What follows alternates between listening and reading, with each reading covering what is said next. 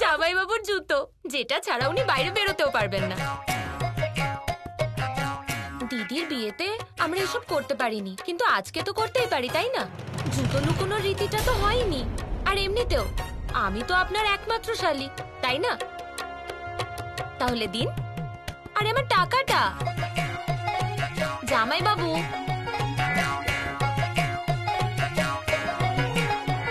আচ্ছা ঠিক আছে, যদি আপনার ভাবার সময় লাগে তাহলে আমি আপনাকে অনেক সময় দেব, কারণ কাল সকাল অবধি তো আপনি এখানেই থাকবেন। তাহলে ভালো করে ভেবে চিন্তে আমাকে ভালো দেখে উপহার দেবেন, ঠিক আছে? আরে বাহ বিট্টু মা, একদম ঠিক বলেছিস। আরে জামাই প্রথমবার নিজের শ্বশুর বাড়ি এসেছে। হ্যাঁ, আরে ও একটা দিন থাকবে, তাহলেই তো আমরা একটু যত্ন আত্তি করতে পারবো, তাই না জামাই? দেখুন আমি এখানে থাকতে পারবো না। আরে আপনি জুতো রাখতে চান, আপনি গাড়ির চাবি রাখতে চান, আপনি রাখুন, আমি এমনি চলে যাব। আরে জামাই বাবা, তা কি করে হয়? প্রথমবার শ্বশুর বাড়িতে এসেছেন, আমাদের তো একটু আপ্যায়ন করার সুযোগ দিন। একদম ঠিক বলেছো দিদি। শোনো জামাই, আজ তোমাকে এখানেই থাকতে হবে, হ্যাঁ, না হলে আমরা কিন্তু খুব রাগ করবো। হ্যাঁ, আরে আমি বলছি তো আপনাকে, আরে আমি বলছি বারবার যে আমি এখানে থাকতে পারবো না। আচ্ছা ঠিক আছে, এখন তো বসুন। বসুন বসুন। আচ্ছা থাকতে হবে না, থাকতে হবে না, কিন্তু নিয়ম পালন তো করতেই হবে।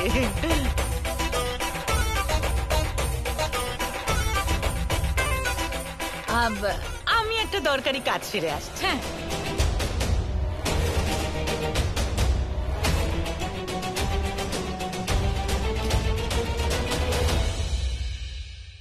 আরে দিদি, আপনার কথা বুঝতে পারছি, কিন্তু কি করি, অতিথিদের কি করে বোঝাই?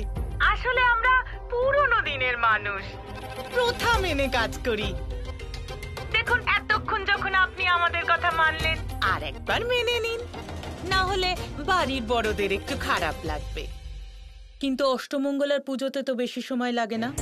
লাগে না হয়তো, কিন্তু অন্য জায়গায়। আমাদের এখানে তো রাতে জামাইকে থেকে যেতে হয়, সেই জন্যই তো আপনাকে এত অনুরোধ করছি। বিয়েটা তো তাড়াহুড়ো করে হয়ে গেছে, তাহলে আচার অনুষ্ঠানগুলো একটু মানি, তাই না? ঠিক আছে, আমি আর্যর সাথে কথা বলছি। Stop it.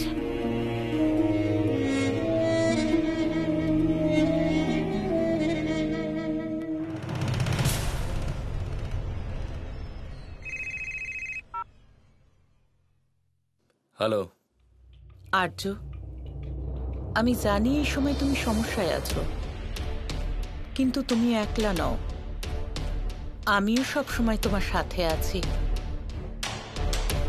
ব্যাস, আর একটু সহ্য করে নাও। তুমি তো জানো এরা পুরনো রীতি নিয়ম খুব মানে, আর এখন ওদের সাথে ঝামেলায় যাওয়া ঠিক হবে না। ব্যাস, শুধু একটা রাতের ব্যাপার বাবা, একটু অ্যাডজাস্ট করে নাও।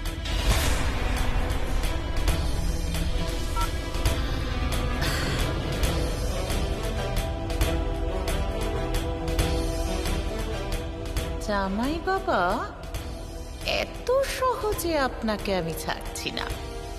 এখানে যদি না থাকেন তাহলে আমাদের সাথে মিশবেন কি করে?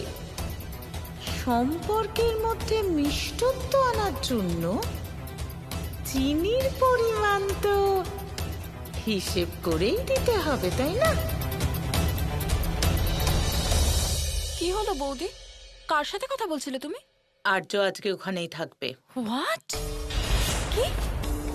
আর্য ওই কাজের লোকগুলোর মধ্যে কি করে ম্যানেজ করবে? হ্যাঁ, তোমার আদরের ছেলেকে কি কি সহ্য করতে হচ্ছে। So sad. তোমরা নিজেদের মধ্যে কি কথা বলছো? আমাকে কেউ বলবে কি হয়েছে? কোথায় গেছে আর্য? আসছে না কেন? মা, আজ আর্য ওই কাজের লোকদের বাড়িতে থাকবে। তোমরা পাগল হয়ে গেছো সবাই, কিন্তু আমি এখনো হইনি। আমি কোনোভাবে ওই মেয়েকে এ বাড়ির বউ বলে মানবো না। হ্যাঁ, কখনো না।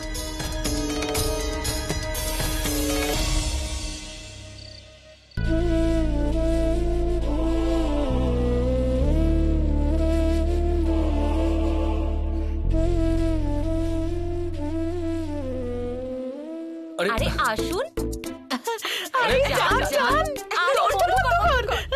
আরে এটা কি অসভ্যতামি হচ্ছে? দরজাটা খুলুন। আরে জামাই বাবু, এই দরজা এখন কাল সকালেই খুলবে, তাই আপনার যা করার করে নিন। এমনিতেও জামাই বাবা খুব কম লোকই আছে যারা শ্বশুর বাড়িতে ফুলসজ্জা পালন করার সুযোগ পায়। আপনি পেয়েছেন, সুযোগটা নিয়ে নিন। আরে চলো চলো চলো।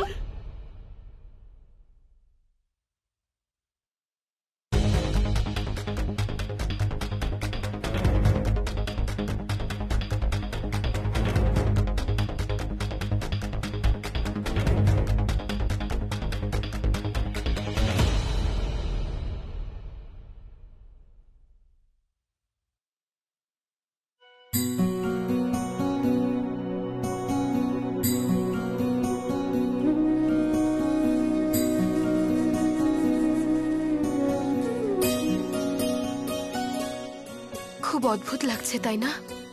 আপনি তো এসব স্বপ্নেও ভাবেননি হয়তো। আমিও কখনো ভাবিনি যে এভাবে আপনার সাথে।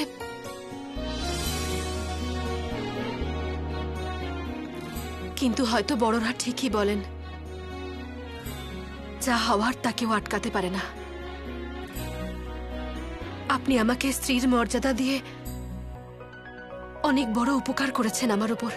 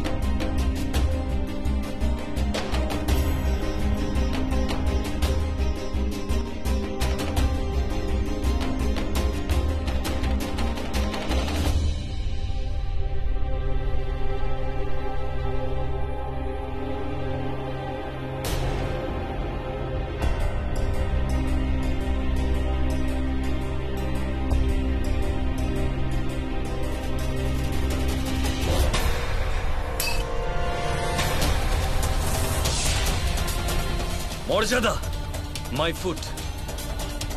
তোমার কি মনে হয় আমি রিয়াকে ছেড়ে তোমার সাথে ফুলসজ্জা করব? একটা কাজের মেয়ের সাথে? তোমাকে ছুতেও আমার ঘেন্না করে। এবার দেখাচ্ছি তোমাকে তোমার যোগ্যতা।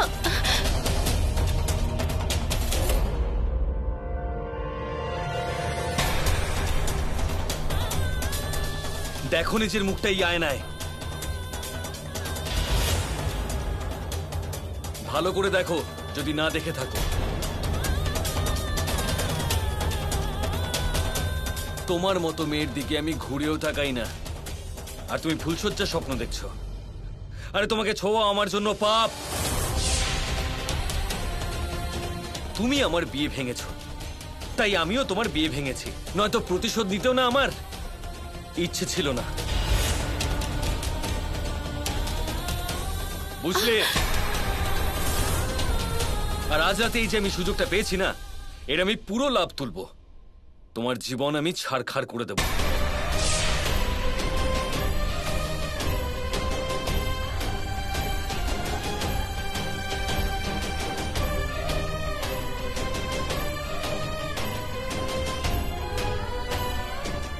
তোমাকে ছোঁয়াও না ময়লা ছোঁয়ার সমান, বুঝলে?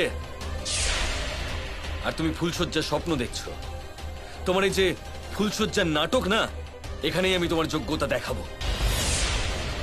কারণ নর্দমার কীটকে তার নিজের জায়গাটা দেখিয়ে দেওয়া উচিত, নয়তো যেখানে সেখানে নোংরা করে রাখে।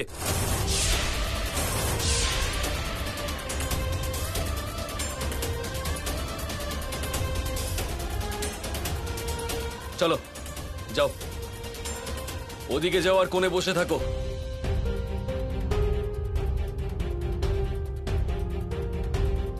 আমি বললাম না এখানে বসো। আস্তে বলুন না, বাইরে কেউ শুনতে পাবে। আমার কিচ্ছু যায় আসে না।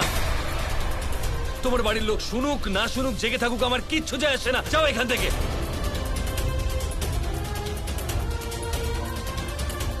বসো।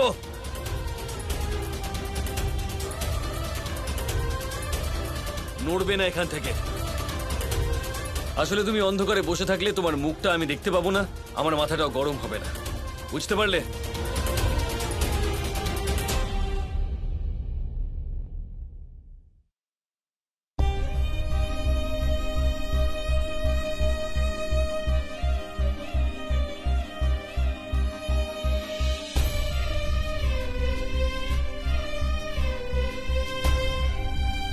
What a relief.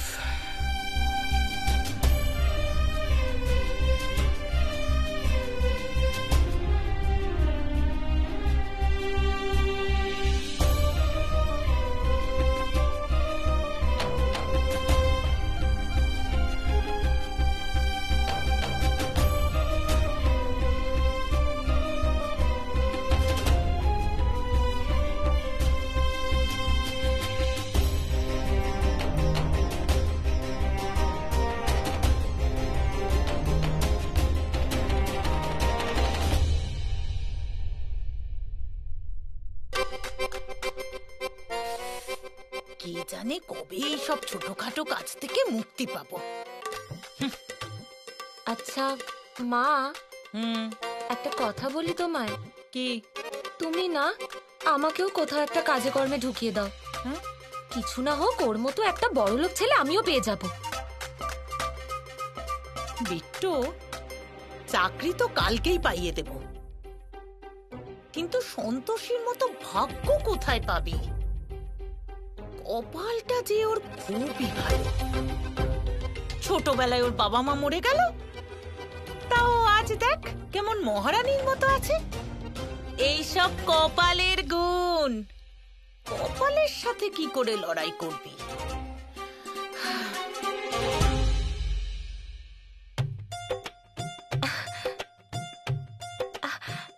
মা, কি?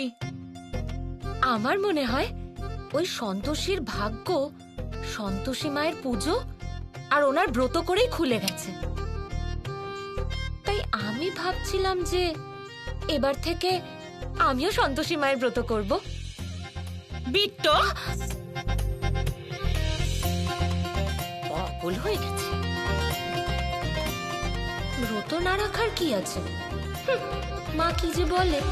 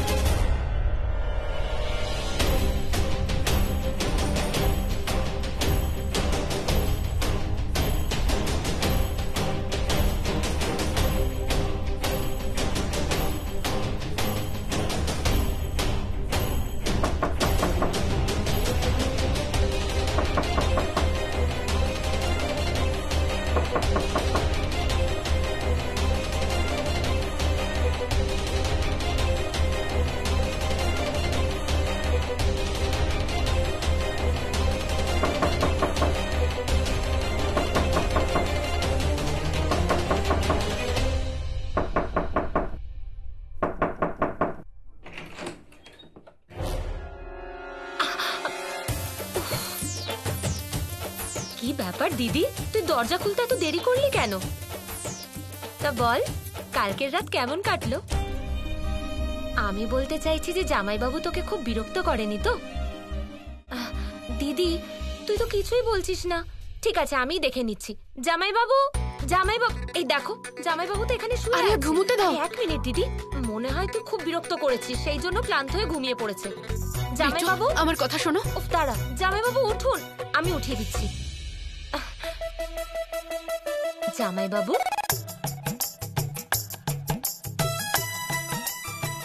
জামাইবাবু।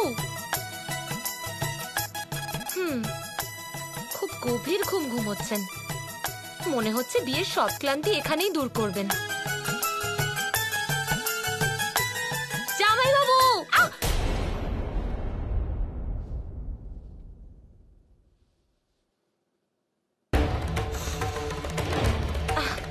জামাই বাবু, মনে হচ্ছে আপনি দিদিকে নিয়ে স্বপ্ন দেখছিলেন, সেই জন্যই ঘুম ভাঙছিল না, তাই না?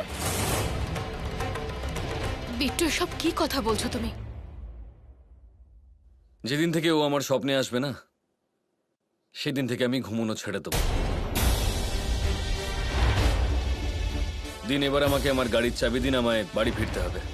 আমি আর এখানে থাকতে পারবো না। বিট্টু, দিয়ে দাও না।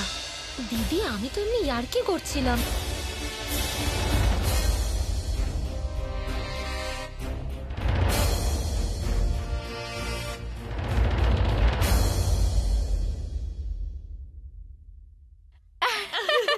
আরে জামাই, ছোট, আমাদের সন্তোষী প্রথমবার এত দেরি করে উঠেছে। মনে হচ্ছে রাতে অনেকক্ষণ জেগেছিল। আরে দিদি, তুমি শুধু সন্তোষেরই কথা বলবে? হ্যাঁ, আর জামাইকেও একটু বলো খেতে টেতে। দেখো না কেমন ক্লান্ত দেখাচ্ছে। আরে মাধুরী, দ্রক্ষা, সকাল সকাল তোমরা জামাই বাবার সাথে ঠাট্টা করছো?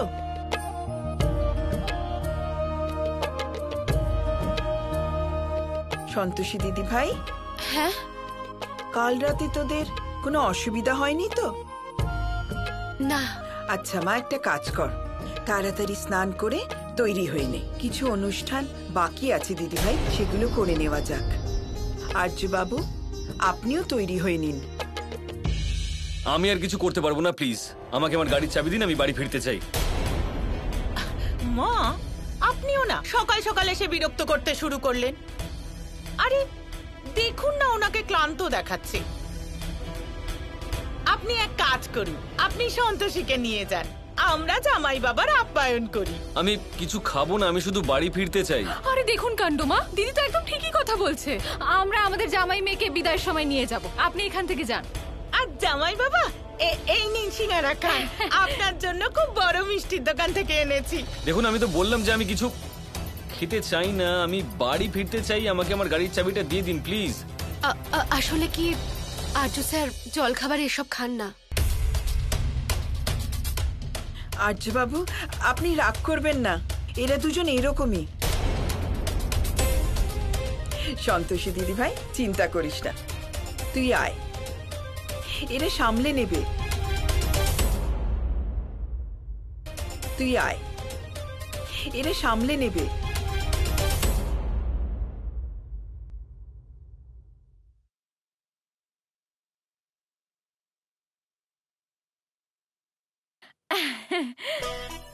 আচ্ছা ঠিক আছে জামাই, জল খাবার খেতে ইচ্ছে না হয় খাবেন না, কিন্তু আপনি বাইরে চলুন, দেখুন গিয়ে কত লোক আপনার সঙ্গে দেখা করবার জন্য এসেছে।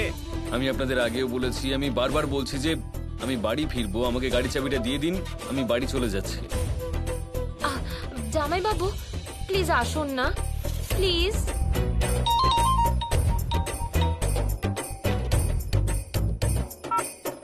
বেয়ান ফোন করেছেন।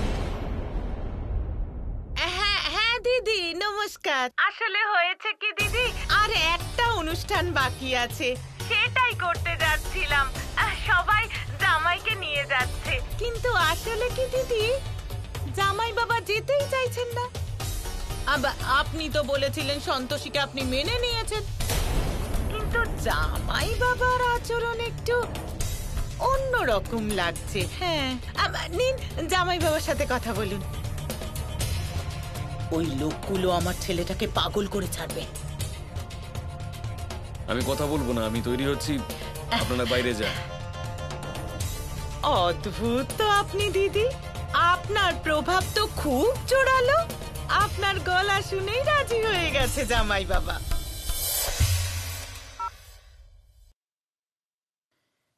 সন্তোষী যা যা করার আছে করিয়ে নাও, এর হিসেব আমি নিয়েই ছাড়ব, তাও সুদ সময়।